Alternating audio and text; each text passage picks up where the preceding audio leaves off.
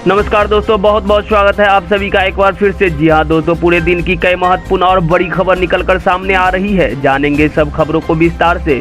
तो दोस्तों, खबरों में आगे बढ़ने से पहले वीडियो को एक प्यार भरा लाइक जरूर कर दे और ताज़ा खबरों को जानने के लिए चैनल को सब्सक्राइब भी जरूर कर ले। तो देखते हैं पहली बड़ी खबर क्या निकल कर आ रही है।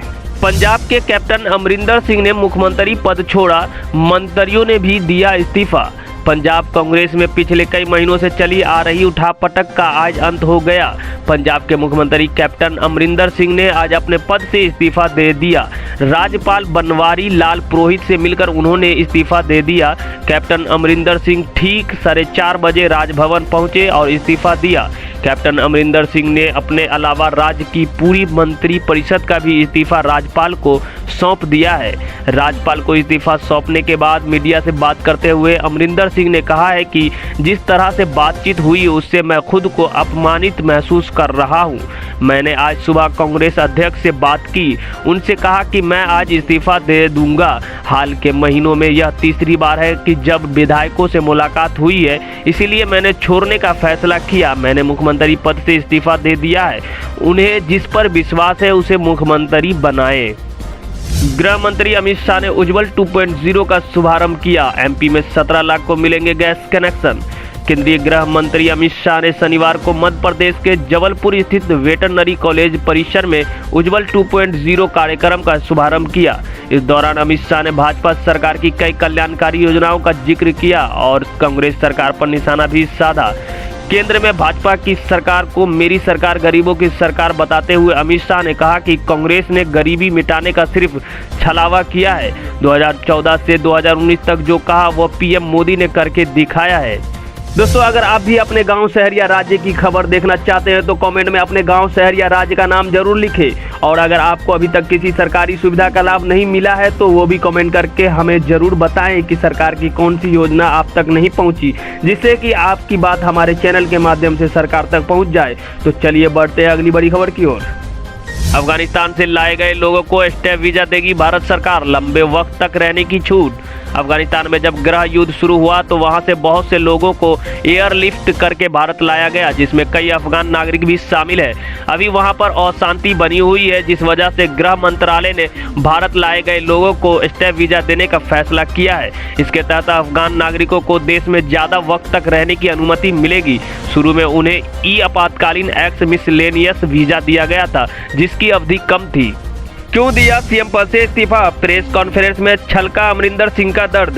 कैप्टन अमरिंदर सिंह ने पंजाब के मुख्यमंत्री पद से इस्तीफा दे दिया है। आज शाम करीब 4:30 बजे चंडीगढ़ के राजभवन में उन्होंने राज्यपाल बनवारी लाल पुरोहित को अपना इस्तीफा सौंपा। इस्तीफा देने के बाद राजभवन के सामने प्रेस वार्ता में उन्होंने कांग्रेस आलाकमान पर अपना अपमान करने का आरोप लगाया। उन्होंने कहा कि जिस तरह का बर्ताव हो रहा था उसमें अपमानित महसूस कर रहा था, ऐसे में मैंने इस्तीफा देने का फैसला लिया।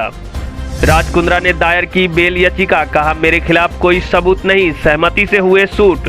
पोर्नोग्राफी केस में जेल में बंद व्यवसायी राज कुंद्रा ने नियमित जमानत की मांग करते हुए मुंबई की एक अदालत का दरवाजा खटखटाया है। कुंद्रा की ओर से ये बेल याचिका मुंबई पुलिस द्वारा 1467 पन्नों का पूरक आरोप पत्र दायर करने के बाद डाली गई है। अब यह नियमित जमानत अर्जी दाखिल करने का हकदार है। अपने आवेदन में उन्होंने उल्लेख किया है कि पहली चार्जशीट में उनके खिलाफ कोई सबूत नहीं था और इसीलिए एक पूरक चार्जशीट दायर की गई है। कैप्टन अमरिंदर का सिद्धू पर बड़ा हमला, कहा उसे सीएम नहीं बनने दूंगा, इमरान और बाजवा उसके दोस्त हैं। पंजाब के मुख्यमंत्री पद से इस्तीफा देने के बाद कैप्टन अमरिंदर सिंह ने नवजोत सिंह सिद्धू पर बहुत बड़ा हमला बोला है। दरअसल कैप्टन के इस्तीफे के बाद सिद्धू को ही पंजाब में सीएम बनाने जाने की अटकलें हैं और जब कैप्टन से ये सवाल किया गया अगर उनके बाद सिद्धू सीएम बनते हैं तो उन्होंने कहा कि अगर ऐसा हुआ तो वो इसका विरोध करेंगे, क्योंकि सिद्धू के तो पाकिस्तान से सीधे संबंध है। कैप्टन अमरिंदर सिंह ने कहा कि नवजोत सिंह सिद्धू अगर मुख्यमंत्री बने तो ये नेशनल सिक्योरिटी के लिए बहुत बड़ा खतरा होगा। 20 करोड़ की टैक्स चोरी में शामिल अभिनेता सोनू सूद, आयकर विभाग का बयान। अभिनेता सोनू सूद पर आयकर विभाग के छापे के बाद इनकम टैक्स डिपार्टमेंट का ऑफिशियल बयान सामने आया है। इस पूरे मामले में केंद्रीय प्रत्यक्ष कर बोर्ड ने कहा कि सोनू सूद व उनके सहयोगियों के खिलाफ 20 करोड़ रुपए से ज्यादा की टैक्स चोरी का आरोप है।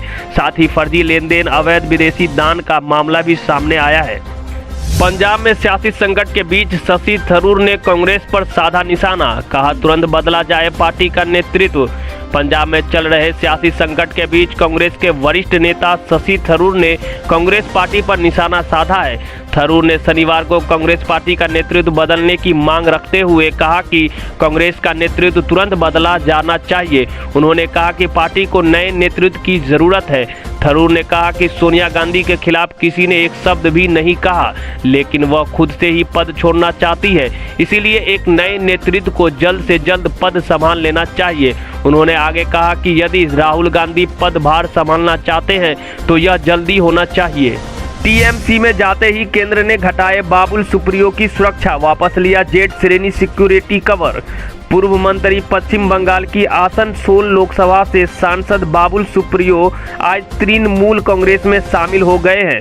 कुछ दिन पहले उन्होंने भारतीय जनता पार्टी से इस्तीफा दे दिया था।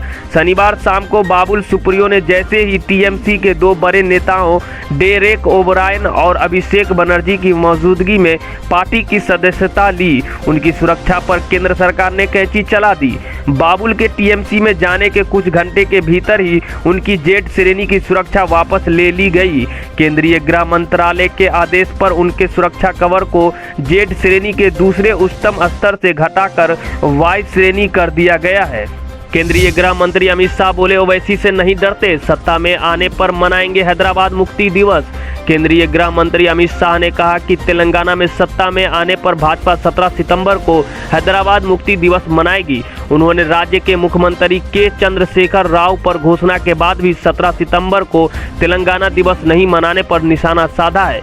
तेलंगाना के निर्मल में सार्वजनिक सभा को संबोधित करते हुए शुक्रवार को शाह ने कहा कि के चंद्रशेखर राव यानी केसीआर की पार्टी तेलंगाना राष्ट्र समिति ओवैसी की party all India Majlise Ittehadul Muslimeen से डरती है और इसीलिए तेलंगाना दिवस मनाने से पीछे हट गई। उन्होंने कहा कि जिसे ओवैसी से डरना है डरे, भाजपा किसी से नहीं डरती। शाह ने चेतावनी दी कि जो लोग यह सोचते हैं कि ओवैसी की आड़ लेकर वो बच पाएंगे, तो उनसे यह कहना चाहते हैं कि तेलंगाना के लोग अब जाग गए हैं और ओवैसी की आड़ लेकर वे बच नहीं सकते। कोरोना की तीसरी लहर आई तो ध्वस्त हो जाएगी आर्थिक व्यवस्था, इसे रोकना हम सबकी जिम्मेदारी, बोले सीएम शिवराज।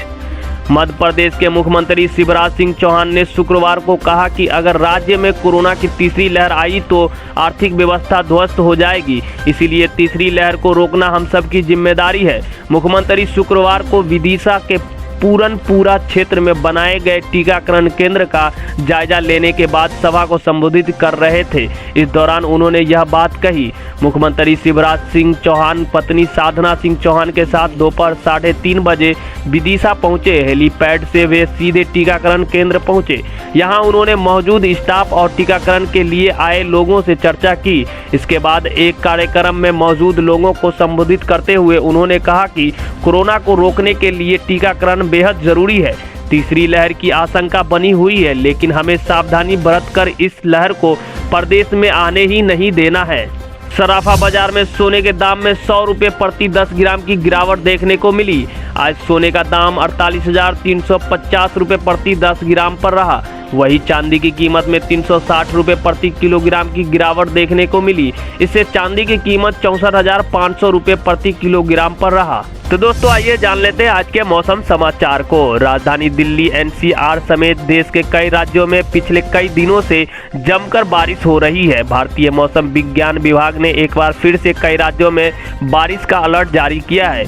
आईएमडी ने अपने नवीनतम मौसम अपडेट में कहा कि गुजरात, राजस्थान और पश्चिम मध्य प्रदेश में अलग अलग स्थानों पर भारी बारिश की संभावना बनी हुई है। 19 सितंबर यानी रविवार से गुजरात में बारिश की गतिविधि बढ़ने की संभावना है। 19 से 21 सितंबर के दौरान गुजरात राज्य और पूर्वी राजस्थान में भारी बारिश होने की संभावना है। दोस्तों ये थी अब तक की सभी बड़ी खबरों की अपडेट। टुडे ब्रेकिंग न्यूज और लेटेस्ट खबरों को देखने के लिए हमारे चैनल को सब्सक्राइब जरूर कर ले, वीडियो लाइक और शेयर जरूर कर दे अपने दोस्तों रिलेटिव के साथ। तो दोस्तों आपसे फिर मिलेंगे काम की खबरों और सरकारी योजना की एक और नई वीडियो के साथ। तब तक के लिए धन्यवाद।